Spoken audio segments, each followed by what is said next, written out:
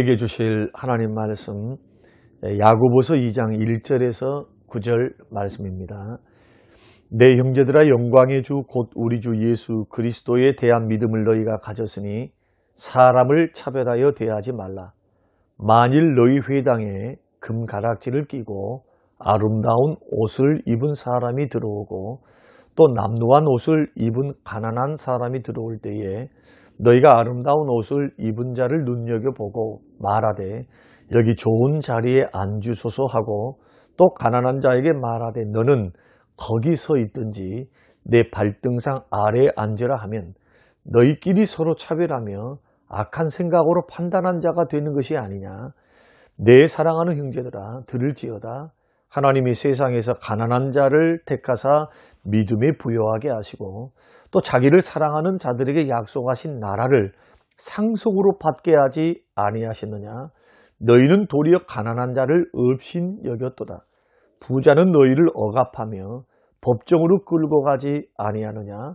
그들은 너희에게 대하여 일컫는 바 그 아름다운 이름을 비방하지 아니하느냐.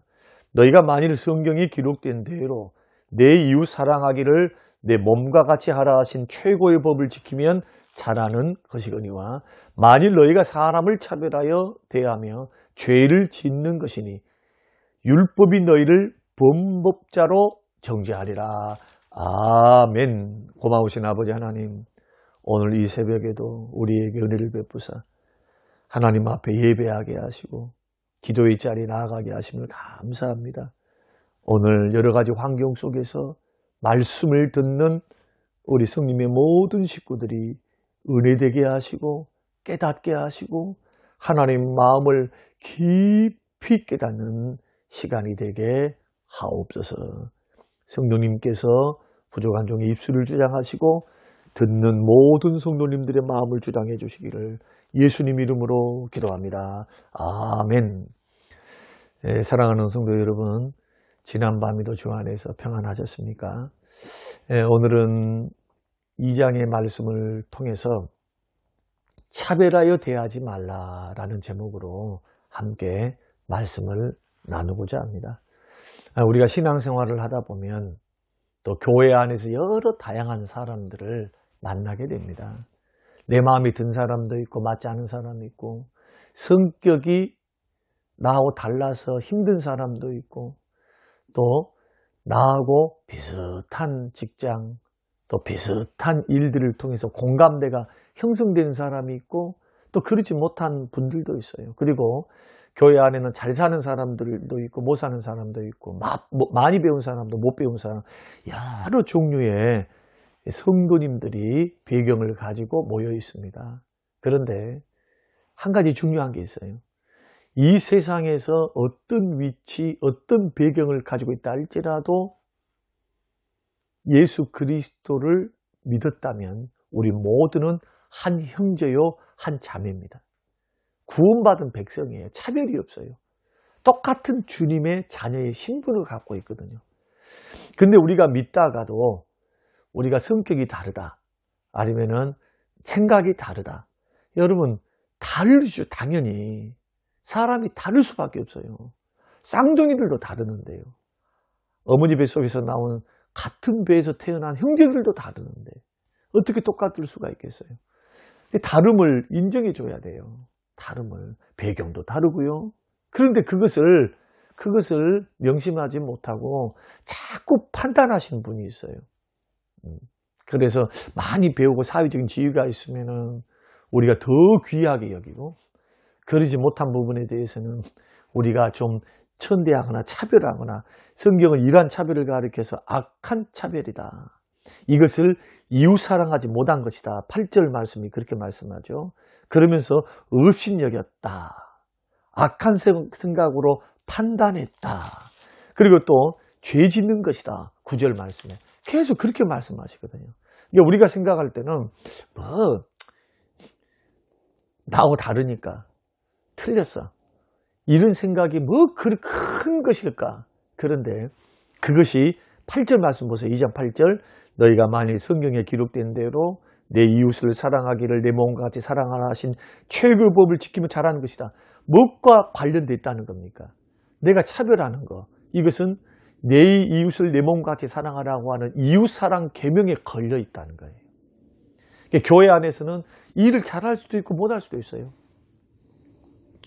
교회 안에 있는 모든 사람들, 믿음이 좋을 수도 있고 안 좋을 수도 있고, 그 다음에 약할 수도 있고 강할 수도 있고, 그러나 판단하는 거, 악한 판단, 구별 짓는 거, 그건 율법주의자들이 하는 겁니다.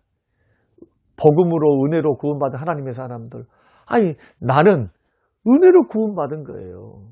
내 노력으로 내가 막 믿음 좋아서 막 구원받는 게 아니고 하나님의 은혜로, 은혜가 먼저죠. 은혜 선택해 주시고 불러주시고 벌써 창세전부터 예정하사 주께서 때가 되면 복음이 들리게 하시고 복음 들었을 때 믿음을 심어주시고 성령께서 거듭나게 하시고 은혜가 먼저죠. 그 다음에 믿음이 생기기 시작하는 겁니다. 그러니까 하나님의 은혜를 생각하면 주변에 있는 우리 믿음의 형제들, 교회 안에 순식구들, 그 교회 안에 별하별 성격의 소유자들도 많고 신앙의 색깔들도 다 달라요.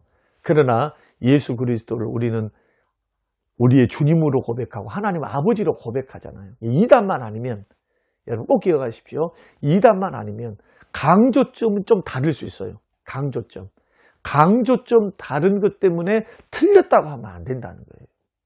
인정해줘야 돼요. 그 은사를 따라서 하게끔 해줘야 되고, 모두가 다 찬양됐을 수는 없어요.